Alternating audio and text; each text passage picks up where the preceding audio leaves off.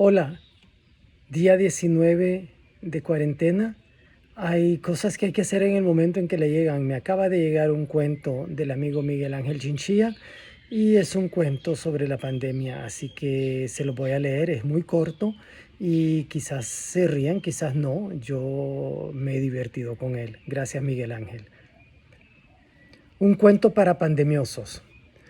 Por pasar encerrada entre las páginas de un libro de cuentos, la mamá de Caperucita no se había enterado de la pandemia que asolaba al mundo, así que entonces le pidió a su hija que fuera como de costumbre a casa de la abuelita para entregarle la canasta de víveres que con frecuencia le mandaba.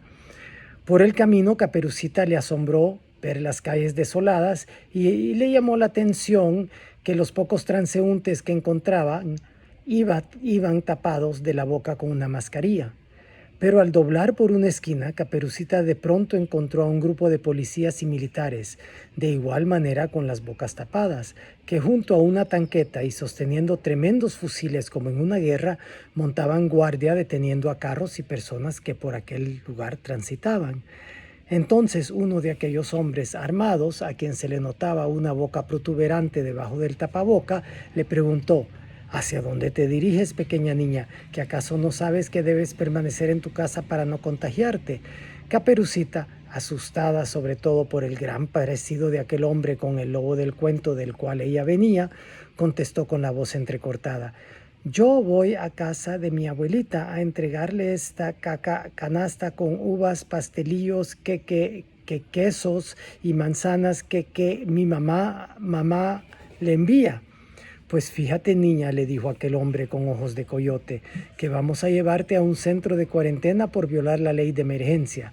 Y por culpa de tu mamá irresponsable, en ese lugar pasarás muchos días mientras pasa la pandemia. Caperucita entonces sintió que desfallecía y al despertar de repente se encontró en un lugar desconocido en medio de extrañas gentes que al reconocerla por su caperuza roja le pidieron que no se afligiera, y una enfermera joven vino y con mucho cariño le puso en la boca una mascarilla.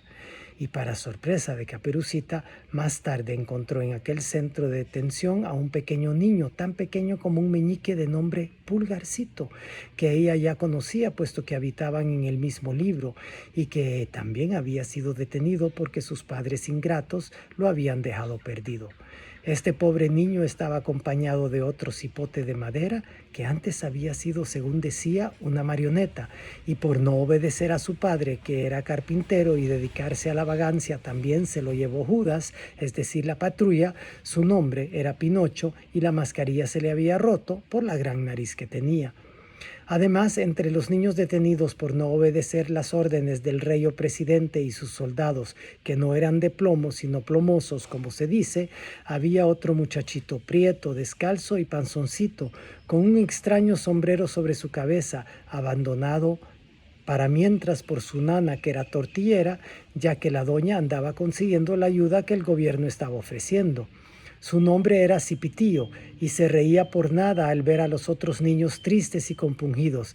Les dijo muy alegre y confiado: «Ah, chis, no jodan, cipotes, yo lo voy a sacar de aquí». Y dicho y hecho, solo chasqueó los dedos y de pronto estuvieron a la orilla de un río límpido y cristalino, con chimbolos de todos colores, y en el disfrute y contentura de su vida literaria, más allá de pandemias, policías y otras amenazas.